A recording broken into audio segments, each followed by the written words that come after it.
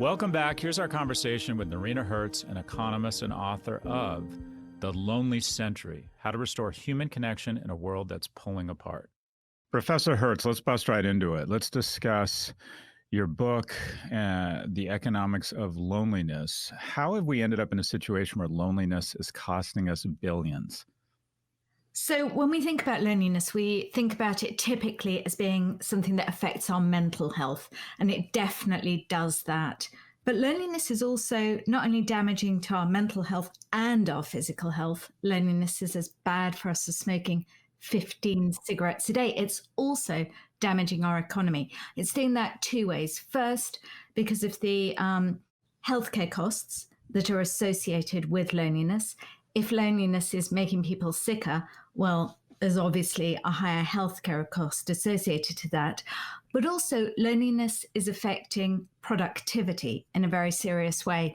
We know from extensive research that lonely workers are less productive, less efficient, less motivated, more likely to quit a company. We know that the single biggest determinant for whether someone's productive at work is whether they have a friend at work. And yet, even before the pandemic struck, 40% of office workers were lonely.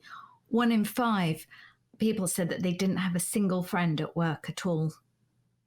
So break down the actual mechanics of loneliness. Is it a function of the fact that your behaviors degrade when you don't have the guardrails or checks and balances or motivation of being around other people? Or is it that you physically and biologically get less healthy because we're pack animals and not in the proximity of others? Break down what the actual biomechanics of loneliness. So because we are designed in evolutionary terms to be creatures of togetherness, because we are hardwired to connect, what happens is that when we are lonely, we've almost got a kind of clever systemic alert system goes off, telling us don't be alone. So our blood pressure goes up, our pulse rate goes up, our levels of cortisol go up. Essentially, we're put into a state of fight or flight when we feel lonely. And the trouble is, of course, that in contemporary life, what happens is we don't act on that alarm signal, or many people don't act on that alarm signal, and so remain lonely for days or weeks or months or even longer.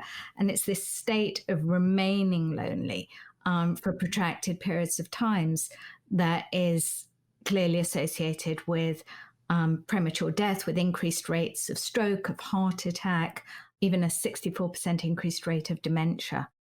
And what is it? Let's put COVID aside for the time being, because obviously it's pretty easy to understand how COVID has created for lack of a better term, an epidemic of loneliness. But what about our society more broadly, or the era we live in, has led to I mean, people have been talking about loneliness as the new cancer for a while now. What is it about our society that increases the problem? So there are a number of reasons why even before the pandemic struck, we had built a lonely world, and 1 in 5 Americans were lonely, often or always. 1 in 5 millennials said that they didn't have a single friend. So a number of factors from the way we Let's just stop right there. 1 in 5 millennials say they don't have a single friend. Yes. A single friend. It's a shocking statistic. And it was actually my students that first alerted me to how big a crisis loneliness was, especially interestingly amongst the young. We think about loneliness as being something that affects the elderly the most, but it's actually the young who are the loneliest. I read, I apologize, I keep interrupting you, but I read people under the age of 18, the number of sub 18-year-olds who see their friends every day has been cut in half in the last 10 years. And I mean, there's an obvious reason for it, the migration to smartphones. And amongst the young in particular, this really has become their form of communication, with a whole host of deleterious side effects. I mean, I started my research very agnostic on the role that smartphones and social media played in today's loneliness epidemic, but having researched the subject at length for a number of years, I feel confident that it's playing a significant role, especially amongst the young. At first, it was hard to know. We had seen a correlation for some time with rising levels of loneliness amongst young people and smartphone usage amongst this same generation. But it was hard until about a year and a half ago to know categorically that using social media was making young people lonelier. But technology isn't the only driver. It is clearly a driver and a real driver, and helps account for why the young are the loneliest generation amongst us. And yet there are other factors at play too, for sure. So how do you diagnose loneliness? How if someone's listening to this podcast and they think, well, I'm not entirely sure if I'm suffering from loneliness and if it's having a negative effect on my mental or physical well-being, and then what can I do? So, firstly, when I talk about loneliness, it's important to be clear, as you say, what do I mean by that term? And for me, loneliness is not only feeling that you're craving intimacy and the company of friends and family, but it means also feeling disconnected from your friends and family for sure, but also disconnected from your employer, from your work colleagues, from your fellow citizens, from the government. It's about feeling invisible and uncared for by those closest to you, but also by these bigger institutions, by the state, by your workplace. So for me, loneliness is personal, but it's also political. Its drivers, technological, and often also economic. So some of the things that if you answer in the affirmative might suggest to you that you're lonely might range from, I feel that I wish I had more friends, a more obvious definition, to I feel invisible, to I feel uncared for by my government. Those are all, as I define it, ways of thinking about loneliness. So I think about loneliness as an existential state as well as a personal one. But if you're feeling lonely in even the most kind of traditional sense yourself, there are definitely things you can do. One of the things that there's a lot of research to show really helps if it's you who might be feeling lonely, is actually reach out to someone else. Mm-hmm. And that is something which we know not only makes you feel better and actually also has a health dividend, helping others has a health dividend, but it also, of course, makes whoever you're reaching out to feel better too. So it's a kind of win-win.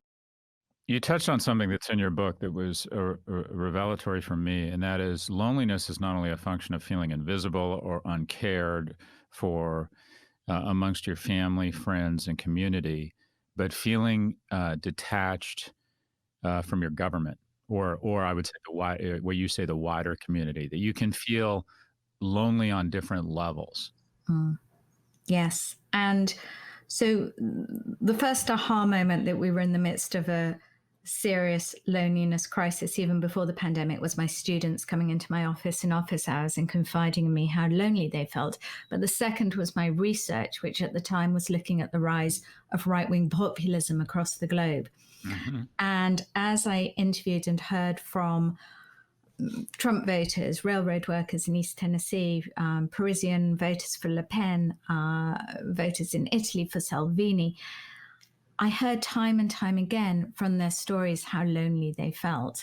Mm-hmm. Lonely both in the sense of feeling that they lacked a support system and friends, but also lonely in the sense of feeling forgotten and forsaken, which of course is what right-wing populists have played very effectively too, speaking to that sense of forsakenness that clearly so many people do feel. Often with legitimate grievances on that front, for sure. Yeah, the other thing or one of the many things that you brought up that was sort of eye-opening was, you're right, when you think of the cartoon, if you will, or the image or the stereotype of loneliness, you think of an old man or an old woman who's lost their spouse and is lonely. And something that I've noticed, I coach a lot of young men and women, or college age, or whether they're in college or not. And especially I find among young men that we don't want to use the word because it's somewhat shameful and it somehow implies that they're not successful socially or that they're not cool. So there's more shame involved in just saying, okay, you're 21, you were supposed to be, you thought you were going to college, you're not for whatever reason, you thought you were going to have a job, you don't, or you don't have a job you like, but it's clear you're lonely. It's clear you don't have, a network, or you're, for lack of a better term, you're lonely. And my sense is, and I ask this generally to learn, not to make a point. My sense is both older and younger men are worse at this, that they have more trouble acknowledging that they're lonely and making that step to reach out to other people, that women are generally speaking better at remedying this than men. Is that true or false? Well, the data actually doesn't show, it's pretty equally split, actually, loneliness amongst men and women. But I think you're right in terms of, I think there's probably a disproportion, and this is more anecdotal than based on empirical evidence, that it's harder for men to admit to being lonely, in the same way that we know that it's harder for men in general to talk about emotional problems they might be having. So I think that makes sense. But we know that there are just a lot of lonely people out there. I mean, when I was in Manhattan, as part of the research of my book, I actually had heard that you could rent a friend. And I rented a friend, a woman called Brittany, for a few hours. And it was a very odd experience, because it kind of felt like she was my friend. We, drank coffee together. We walked around a bookshop. We went into a clothes shop. But when I asked her who else her clients were, I thought it was quite eye-opening. She said to me, most of my clients, they're men and women, aged 30 to 40, professionals who've moved to the city, Really? working all out. Yeah, people working all hours, mainly in tech, finance, consulting, new to the city, don't have a network here, and are just lonely and want a friend, want someone to have a coffee with or go to see a movie with. I found that was quite eye-opening. So loneliness clearly affects everyone amongst us, but certain groups are lonelier than others. And we know that there's a link between income levels and loneliness. The lower your income, the more likely you are to be lonely. We know that there's an association between age and loneliness. The young people are lonelier on average. And women actually, through the pandemic, have been disproportionately lonelier, women rather than men, actually, from the research that's been coming out over the last few months. Is that because, so it strikes me that loneliness is not only a function of physically not having contact or bumping off people as much, but that you feel forgotten, or you feel that you are enduring something and no one empathizes with you. And where I'm headed with this is the dispersion of responsibility for educating children has moved from schools to mostly mothers at home. And that they feel, does anyone really feel my pain? Does anyone really know how incredibly hard this is for me? And that leads to loneliness. Like, I am alone here. No one really gets what I am going through. Is it not only a function of proximity to people, but just how goddamn hard your life has become? It feels to me like moms have just, if there's a cohort, people talk about grandparents not being able to see their kids. I would say that moms are the ones that have have really gotten crushed in this thing. Is it a function of your situation, not just proximity to other people? Absolutely. I mean, you're absolutely spot on there. Loneliness, you can be on your own and not be lonely. And you can be very lonely amongst other people. And part of the reason, and that can be even lonelier, and part of the reason for that is when you feel that you're not seen, heard amongst them. That's a very lonely feeling. And when you feel that you don't have agency or are powerless. And you're right, a lot of women unfortunately feel like that at the moment, as they've been landed with disproportionate amounts of housework and dealing with children, even when they're holding down jobs alongside their husbands. We know that childcare and housework is not being disproportionately shared. And also the other reason why women are disproportionately lonely, unfortunately, probably stems from the fact that we've also seen a rise in domestic abuse during the pandemic. And, there's nothing lonelier than being, of course, in an abusive relationship. What role does government play? I go by the soccer field and I think, okay, it's impossible to get a higher ROI than community sponsored sports, where we just reach into. I grew up with a single mother. I had a guy come. I was a box boy in junior high school, and I had a guy come up to me and say, "Hey, do you play baseball?" And he said, "I'm a coach at this league." He knew I didn't have any money. He paid for my gear, and I played baseball, and it was wonderful for me. And then I look at seniors communities. I remember living in South Beach and walking by and seeing these, very, very senior citizens sitting out in front, watching the wonderful freak show that is South Beach, and thinking, I don't know, it was like a senior community center. I'm like, it's impossible to overfund this. What role does government have in facilitating connection and helping to diminish loneliness? Well, these things that you're talking about, community daycare centres for elderly people, youth clubs for young people, sports centres for young people, public libraries, they're all elements of what I call the infrastructure of community. And I believe it's absolutely crucial that these are funded adequately, because if people don't have physical spaces to be together, to do things together, not only are they going to feel lonely, but how will we as a society come together again if there are no physical spaces we share? And yet, since 2008, since the financial crisis, we've seen a steady defunding. This is not only in the United States, but globally, of the infrastructure of community. In the United States, federal funding for public libraries has fallen by 40% since 2008, for example. And this is clearly having a really significant impact and needs to be a priority moving forward, for sure.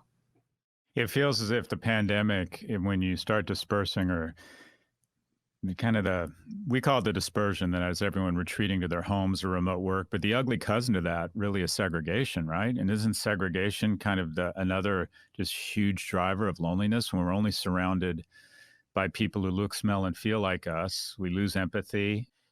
Do we come back from this, or is this isn't a danger that we're taking a step change down in what makes us lonely, that we no longer feel the empathy, we no longer reach out because we become, I don't know what the term is, our society permanently becomes trained to be introverts and not trust the person next to us?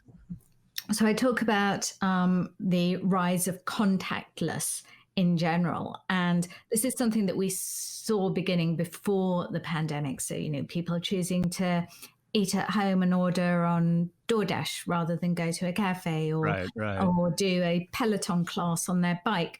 And that was a trend before the pandemic, but obviously the pandemic has massively accelerated this.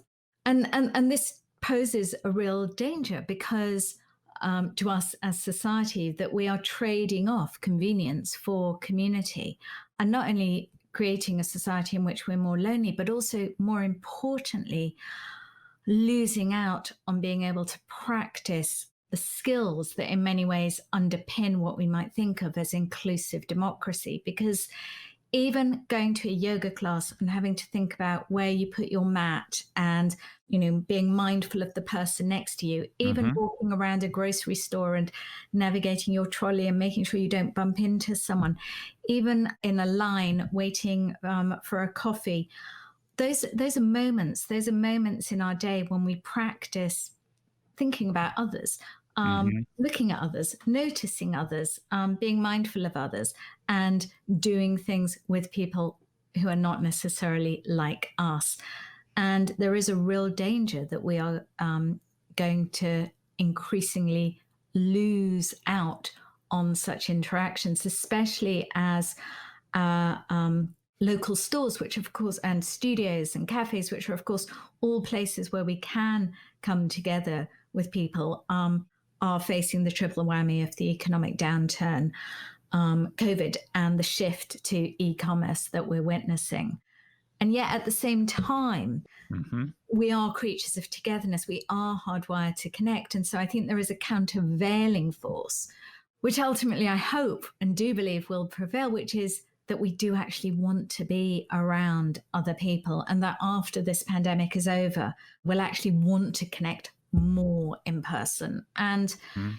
and historically, we see that to be the case. We saw this after the 1918 Spanish flu, where by the 1920s, bars and nightclubs were packed. We saw this in Taiwan this fall, where as soon as people were allowed to, 5,000 people a night were going to see Phantom of the Opera in the Mhm. theatre. We see this right now in New Zealand, in Australia, where people are hanging out at music festivals and in nightclubs. So my hope is that that will prevail. And yet at the same time, I think there is this countervailing force, contactless, which is encouraging us to do less and less in person with each other. Well, you highlighted that in a capitalist society, voids get filled with for-profit businesses. I've read about in Japan, you can rent a family. That you Yes. not only can rent a friend, you can rent a wife and a kid, and then go to your friends who are already married with a kid and feel normal. When you think about, as a parent, other than getting them off screens and just forcing them, which I find I no longer ask. I'm like, we're doing this, than giving them options. Are there any other, as a parent, how do you foster a decrease in loneliness among your kids such that they build good habits? So I think one important thing is to have a frank and open conversation about loneliness with your children, because one of the things that came out of my interviews with teenagers in particular was the extent to which their exclusion is often not witnessed or even realized by the adults in their lives, whether it's their parents or their teachers, because so much of their social lives is happening on their devices or their screens. So it's not like in the old days where you'd see a kid not being asked to sit with others and somebody Hmm. could do something about it, or your kid not being invited to something. You may not even know that your child is being excluded and is lonely. 100%. Yeah. No idea. So I think have that conversation in an open way and express your own vulnerability. I think when it comes to our devices, our phones, one of the things teenagers, when I was interviewing them, would always say to me was, hey, it's not just us who are on our phones the whole time. And that's Hmm. true. I mean, we're all guilty of it, of being in the room with our partner, with our family, not even hearing them because we're so addicted to these devices, which we know have been designed to be addictive. And so, I think model good behavior yourself. So is really important. But I don't underestimate how hard it is, which is why when it comes to children in particular, I really do believe that we should think of social media companies as being the tobacco companies of the 21st century and and that they should be regulated as such by government when it comes to children, especially. Talk about casual chats. Yes. So we don't, it's not just long, in depth, kind of hour long conversations that make us feel connected to other people. So, too, it turns out to even very short, what we might think of as micro exchanges, that 30-second chat you might have with a server who's pouring you coffee, that hello, how are you at your greengrocers, the kind of 90-second exchange you might have when you're handing in your dry cleaning. These are all moments, micro exchanges that it turns out make us feel much more connected to each other and much happier. Again, another reason why it's so important that we nurture and support our local stores, especially our independent stores right Hmm. now, because these are the places that anchor and nurture our neighborhoods and actually us. So just to be transparent, Professor, pretty much every question interview I do is mostly an excuse so I can talk about myself, and this is that part of the interview. But there's this Woody Allen movie, Hannah and Her Sisters, and Max von Sydow is dating this much younger woman, Barbara Hershey, and she's breaking up with him. And the thing he's most upset about is that she is his link to the outside world. And I'm naturally an introvert, and I can feel my natural tendencies withdrawing from the world and other people. And I have two hacks such that I try to stay somewhat engaged. And they're very basic, and I want you to tell me if you think these are productive hacks. The first is I'm in Ubers and taxis a lot, and I always talk to the driver. Just because I find it interesting, I get reward from it, and I find that exercising those muscles of talking to a stranger, it results just in a lot of good things. It's interesting. you get really interesting color, and it just kind of keeps those, I don't know, those muscles working of talking to strangers. And when you use the term, you identified it as casual chats. It really summarized or kind of cemented what I'd always sort of felt. And the other thing is what I call impulse texting. And that sounds worse than it is, but so often we think, I need to catch up with so-and-so, or I wonder how they're doing. And you think, well, okay, to pick up the phone, to schedule a meeting, to write a note, I'm trying every time I think about somebody, I just immediately pull up their number and say, hey, I was thinking about you. What's going on with you? This is what's going on with me. And it can be 2 sentences, just like a ping. And I'm trying to do that 3, 4, 6 times a day. Someone flies into my mind from, 10 years ago. Hey, was thinking about you. What's going on? And I find it's keeping if you will, the engine warm. So one, always speaking, always talking. And I do it with waiters too, because I had those jobs, and I liked it when people spoke to me. It made me feel seen, if you will. And then 2, impulse texting. Your thoughts?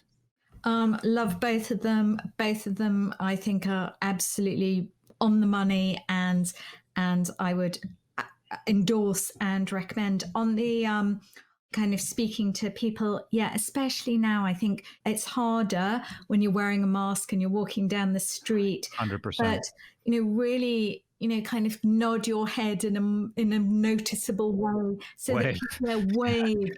Yeah. If you can, in a socially distanced way, do stop and just say, hey, how are you, to somebody who, I hope you're doing okay. We all want to be seen and heard, especially now. It's really hard.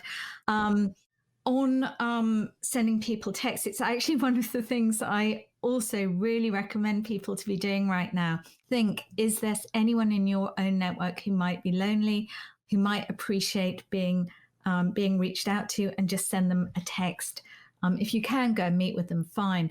But it's interesting that you say that you're doing it as well as a way not only to help them, but also to feel connected to others yourself. And I think that's absolutely right. Oh, and you also mentioned this idea of speaking to people as being like a kind of muscle that you need to exercise. And again, that's something that I noticed with my students, and maybe you've noticed it too, that increasing numbers of students I was seeing when I was sending them group assignments were finding it challenging to interact in person, face to face. And I raised it with a colleague who runs one of the US's most prestigious universities, and he said that at his university it had gotten so bad that they were having to run remedial how to read a face in real life classes for their incoming students, because so many were arriving really lacking the most basic social skills because they hadn't been exercising them at all. And even nursery school teachers who I interviewed told me that they're seeing children aged 4 or 5 coming to nursery school lacking social skills because their parents are spending so much time on their phones that they're not imparting these skills to their children. So this idea that we use it or lose it, I think, is actually real when it comes to social interaction, as it is in other areas as well. Yeah, also, there's just so many layers to this. I spent a lot of time on Twitter. I'm addicted to it. And I think Twitter and its algorithm has taught us to move in and oftentimes dunk on people. You either like something or you don't. There's no casual chatting, and that the reward is to call someone out. And I think I can't imagine that is helping, making us more, laughing or saying something silly or saying something, or God forbid you say something off color. It does feel like social media, in a strange way, the whole idea was to connect us, but it does feel like it's taking us back to a place where we feel just safer, because if you extend yourself, you're so vulnerable, and you can be just hit so hard if you say something stupid. It feels like a lot of this is headed in absolutely the wrong direction. And you talked about social media firms being regulated. Can you give more specificity to that? Sure. So one of the areas I think that government should be intervening is around the addictive nature of these platforms, especially when it comes to children. And I would actually go as far as to say that when it comes to children, addictive social media should be banned, and the onus should then be on social media platforms to, one, prove that they're not addictive, which will be impossible, and two, actually redesign their products so that they aren't as addictive as they are. I think another thing that government can do, and is actually moving forward in the United Kingdom, where a bill is currently under consideration and is likely to be passed, is actually making social media companies responsible for any psychological harm created as a result of posts on their platforms. I think there are really serious moves here from both the right and the left to hold social media companies much more to account when it comes to the kind of language that is allowed on their platforms. And I know in the United States, where freedom of speech is kind of held up as so totemic, this is, it's a harder argument to win. And yet in the United Kingdom, 65% of students have experienced cyberbullying. When we know that tweets are retweeted 30% more if they have words like hate in the tweet. Yeah. When we know that the algorithms are actually incentivizing cruelty and toxicity and bullying, at some point we have to say enough is enough, in the same way that we said enough is enough with tobacco companies at some point. Yeah, I would argue, Professor Hertz, that it's not a freedom of speech. Freedom of saying, that it's not credible, that the reality is freedom of speech has just been weaponized by big tech, who has overrun our government, and that the majority of parents, I think even the majority of teenagers, the majority of citizens realize that freedom of speech shouldn't be freedom of reach. And, if you can reverse engineer content to depression of our teens, freedom of speech takes a back seat, at least among reasonable people. It's used as a smokescreen here. Any closing thoughts on, if you were to try and summarize, what was the single most surprising thing you found in your research for this book? I think it was just how pervasive the problem was, and realizing that it didn't just damage our health, but also our wealth, and affected who we voted for, were also really kind of stark realizations. But also realizing that there's so much we can do, because we built a lonely world, but we don't have to continue to live in a world in which we are so segregated and disconnected and kept apart. And there are so many things we can do, so many things governments can do, from refunding the infrastructure of community to really properly regulating social media companies, to actually putting significant funds into the loneliness crisis of today, which is particularly acute. Around 50% of people are currently feeling lonely right now. This is recent US data. But also recognizing that this isn't just about what governments can do top down, but it's also about what we can do, so we can put our phones down more and be more present with each other. We can think about how to support our local stores, who really anchor and nurture us and enable us to have these micro connections with each other. And we can also think about who in our own network might be feeling lonely and actively reach out to them, meet up with them, or just send them a text. It can make a huge difference. Noreena Hertz is an economist, bestselling author, and honorary professor at the Institute for Global Prosperity at the University College London. Her book, The Loney Century, How to Restore Human Connection in a World That's Pulling Apart, is out now. She joins us from her home in London. Professor Hertz, stay safe, and thanks for your good work. Thank you. We'll be right back. I've been talking about ExpressVPN on my show for months. Why haven't you gotten a VPN yet? I know you may have hesitated to get a VPN because you think you can use the internet just fine without one and don't care who accesses your data. Ladies and gentlemen, I'll tell you this, there's never been a more important time to protect your digital rights. That's why I and thousands of my patriotic listeners choose to secure our online data by using ExpressVPN. Are you confused about how it works? ExpressVPN is an app for computers and smartphones that encrypts your network data and reroutes it through a secure server. That means you can use the internet more anonymously without having your activity tracked. Do you think that VPNs are complex and only for the tech experts? Take it from me, they're not. With ExpressVPN, you launch the app and just tap one button to protect yourself. It's really that simple. Take back your privacy at expressvpn.com/prof and get 3 extra months free on a 1-year package. Again, that's expressvpn.com/prof to get an extra 3 months free. Visit expressvpn.com/prof right now.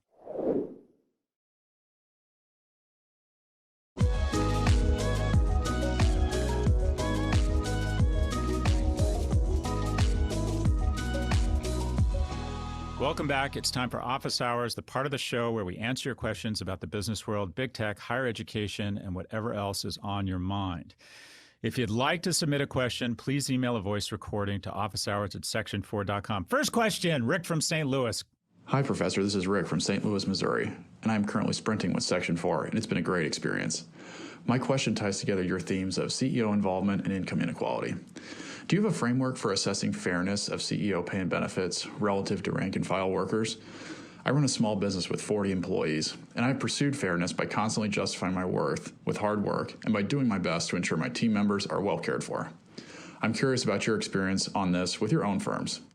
Rick from St. Louis. First off, St. Louis. So I think St. Louis, I am long St. Louis, and that is if I could buy real estate in St. Louis, I would. And I guess I could. I just think real estate's a local business, so I'm not sure I'm going to because I think you need to be close. There is a positive correlation between return on investment in real estate you buy for rental or for some sort of commercial purposes and your proximity to it. They always say real estate is a local business. But why am I long on St. Louis? Because of WashU. WashU has increased its status in the world of universities and really done such an outstanding job attracting the best human capital in America because it has an outstanding engineering department. And as a result, I think you're going to see some grads decide to stick in St. Louis and start firms. Those firms will go public. Those people who get wildly wealthy will start their own venture capital firms, and you're going to see a tech community develop and emerge in St. Louis, just as it's emerging or emerged in Austin and Boston and New York and now in Miami. I think it's going to happen in St. Louis. Anyways, that's not what you asked about. So as it relates to CEO compensation, there's sort of 2 different worlds. There's the compensation of a CEO in a public company, and then the compensation of a CEO and what you pay yourself. So I have been on several public company boards, including on the compensation committee, where we are tasked with figuring out the compensation for the CEO.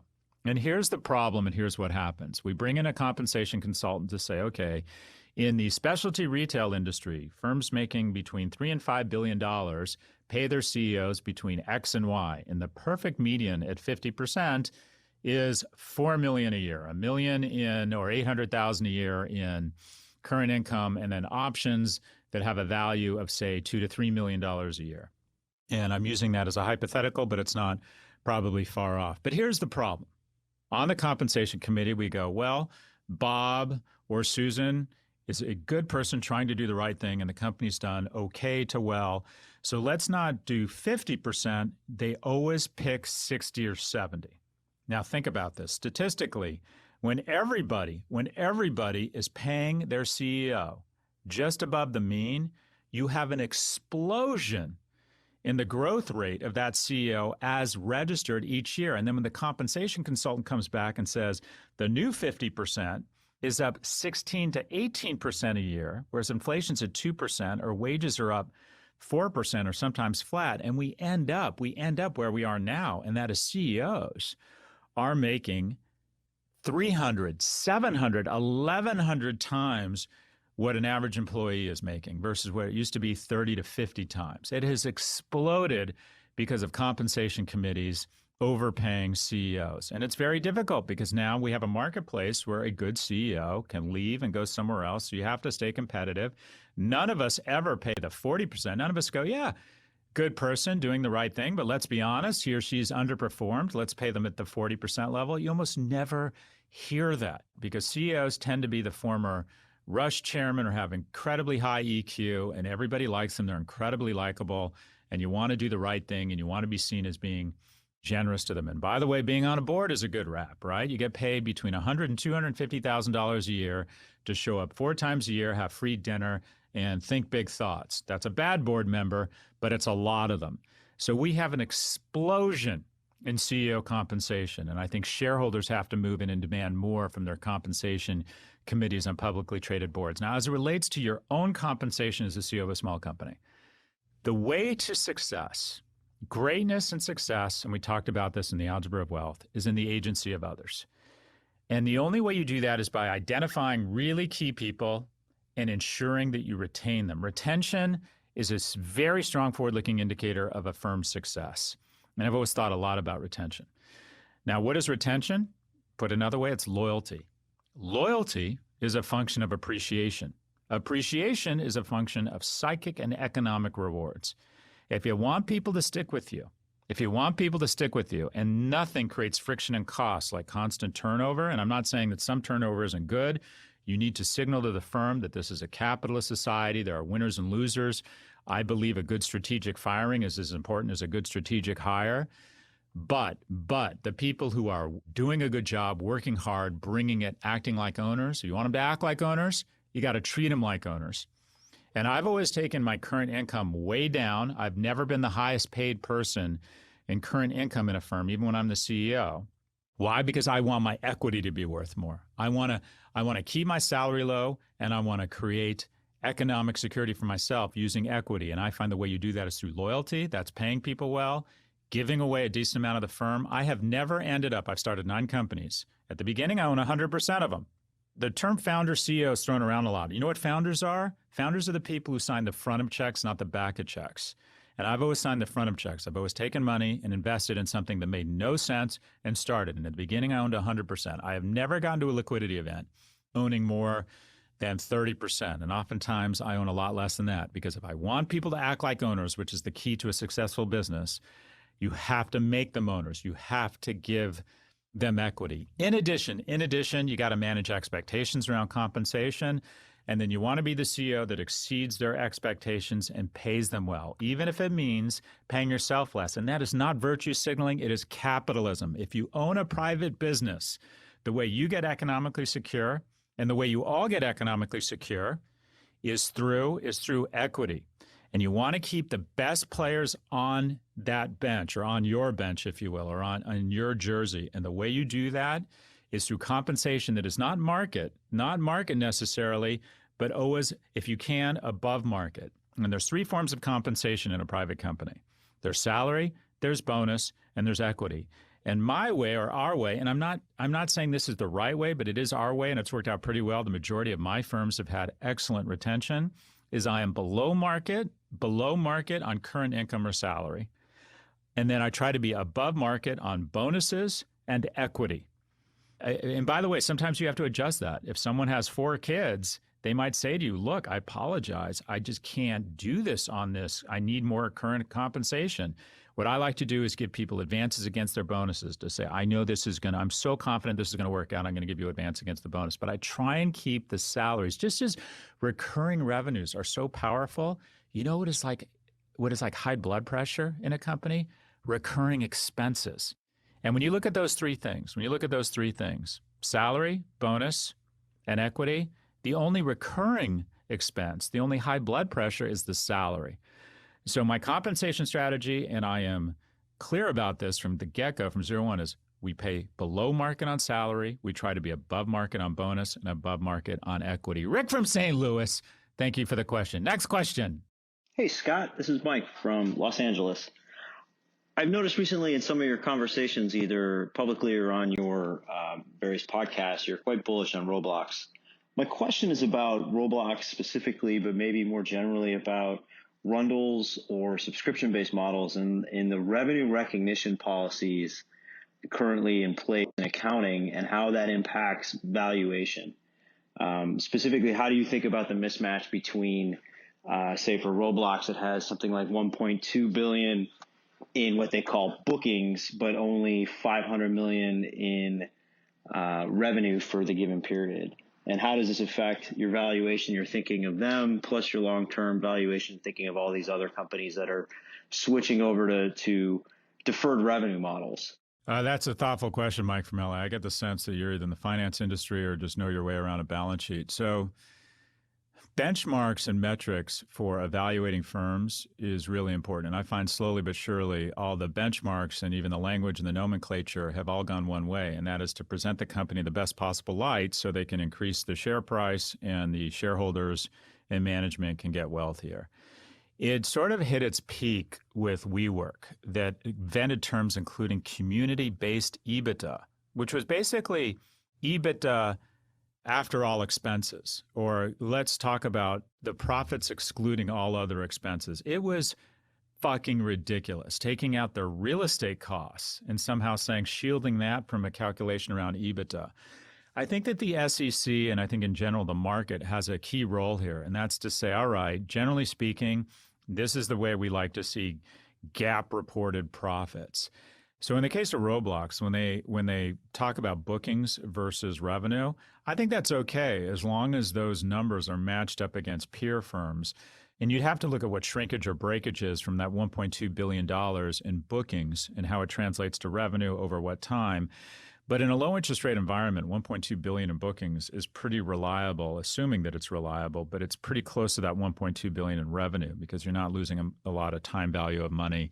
What I'd want to know there is the breakage, and I'd want to know with other video games how they're accounting for it. And I'd like to think that the market gets more disciplined and applies more scrutiny to how people report their profits and their metrics. You just say like Uber's tried to pull this shit by pulling out certain expenses so they could inflate their numbers. And unfortunately, the market sort of goes for it. The market is willing to wallpaper a lot of what I call kind of yoga babble or very misleading financial metrics when they're looking for reasons to send stocks up and they have more cash than there are good companies to buy. By the way, I think Roblox is a juggernaut.